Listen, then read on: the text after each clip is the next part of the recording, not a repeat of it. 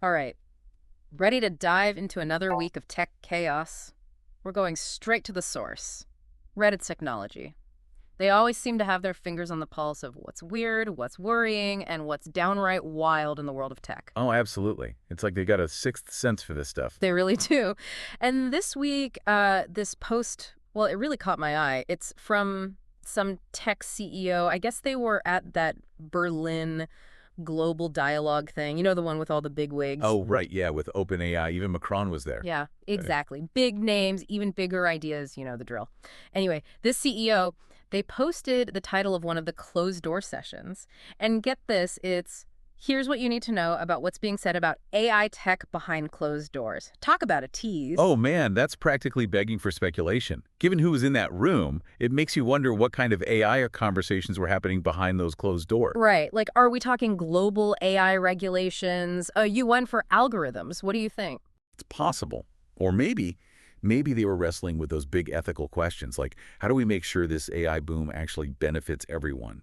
And how do we even begin to control the potential downsides? This isn't just about lines of code anymore. It's shaping geopolitics. Yeah, Okay. seriously. Like, who's watching the watchers? Makes you think. Speaking of AI, though, and maybe AI with a mind of its own, there was this Forbes article. It was about this Gmail AI hack. A whole week. A whole week it went undetected. Yeah, that one was kind of unsettling. Seriously unsettling. And it really highlights the kind of vulnerabilities we're going to have to be prepared for. As we rely more and more on AI, this wasn't just some regular phishing scam. They actually used the AI against itself. Wait, so the AI was helping the hackers? Yeah, pretty much. They Yeah. found a way to exploit the system, make it work for them. That's both impressive and terrifying at the same time. It is. It's a whole new world of cybersecurity threats. And if a compromised inbox wasn't enough to keep you up at night, this next one definitely gave me pause. Interesting Engineering had this article. The U.S. Marines, they're rolling out autonomous AI drones. Autonomous? Wow, yeah, that's a big deal. Technologically, sure, but also, like, ethically. We're talking about machines making life or death calls on the battlefield. It's like ripped straight out of a sci-fi movie, but it's happening right now. Is this where we're headed with all this AI stuff? Autonomous warfare. Yeah, I mean, it's a question we can't really avoid anymore, can we? This technology, it's moving so fast, and it's forcing us to confront some really, really tough questions about, the future of war, the ethics of it all. Yeah, for sure. Like, where do we even draw the line? And who's ultimately responsible when an AI makes a decision, a bad decision on the battlefield? It's heavy stuff. It is definitely not something to take lightly. But hey, speaking of uncomfortable questions and powerful forces, want to switch gears a bit. Right. Big tech has been having quite a week, wouldn't you say? Oh, yeah. They've been in the headlines, all right. And not always for the right reasons. It seems like maybe that whole, like, tech can do no wrong honeymoon phase might be over. Right.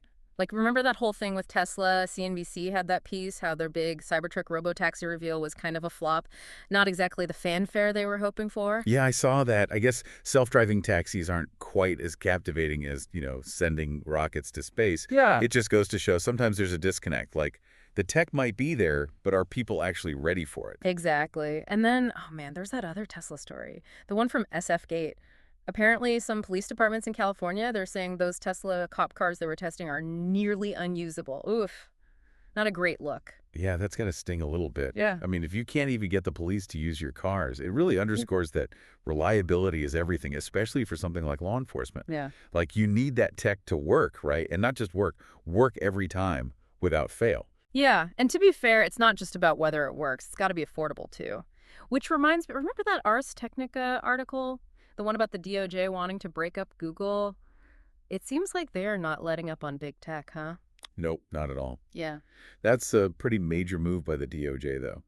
Speaks volumes about the whole, conversation around Google's market dominance. They're everywhere. Search, ads, now AI. It's kind of hard to keep track. Right. And speaking of Google and AI, Ars Technica had another piece. Seems like Google's appealing some rulings on a few of their AI deals. It's almost like they're like trying to solidify their place in the AI world while the DOJ's over there like, hold on a minute, you know? Like a big chess game, isn't it?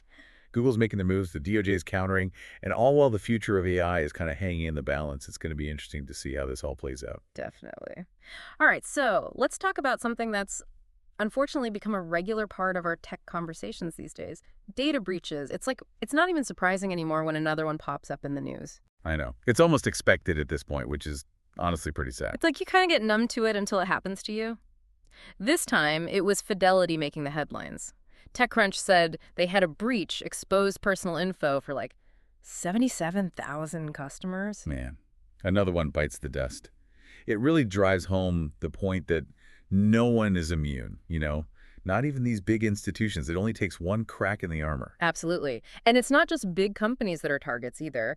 Gizmodo had this really interesting article. It was about the Internet Archive, that huge, online library of everything. Oh, yeah, right. That's like the Internet's memory bank, right? Exactly. And someone hacked them. Oh, wow. I hadn't heard about that. Yeah. Newsweek said it affected something like 30 million people. 30 million.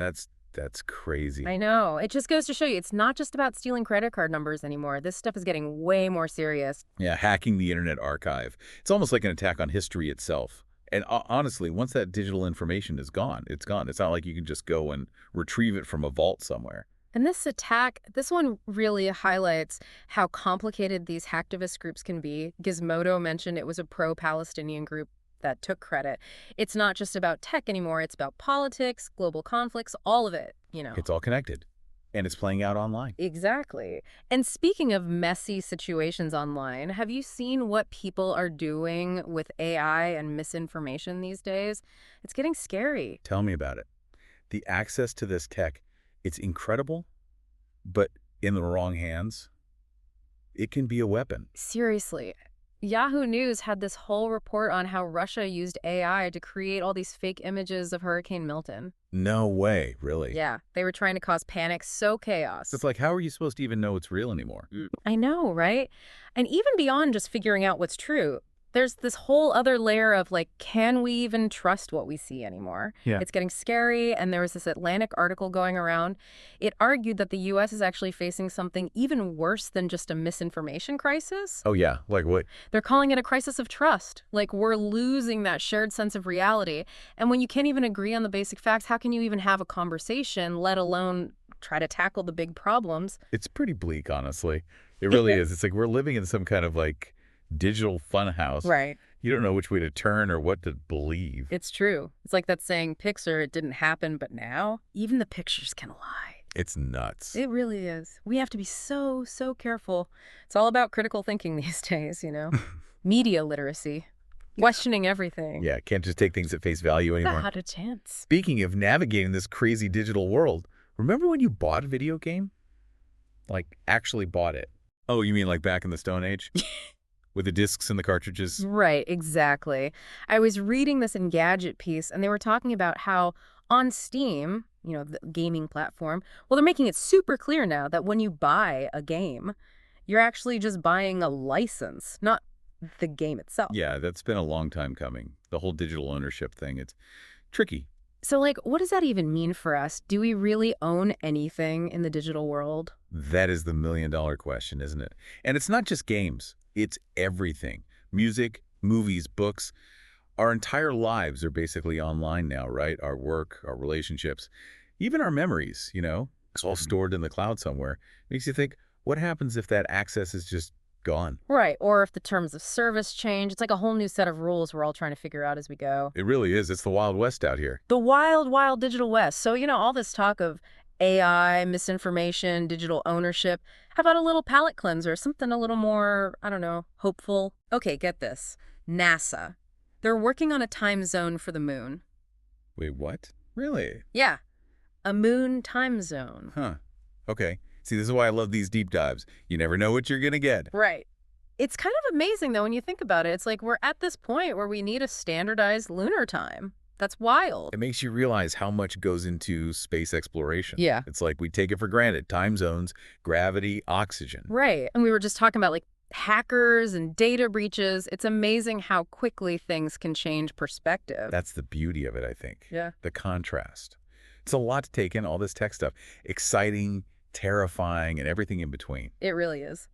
Well, there you have it, folks. Another wild week in the world of tech. From AI taking over the world, well, maybe not yet, but close, to figuring out what we actually own in the digital space, to setting our watches to Moon Standard Time.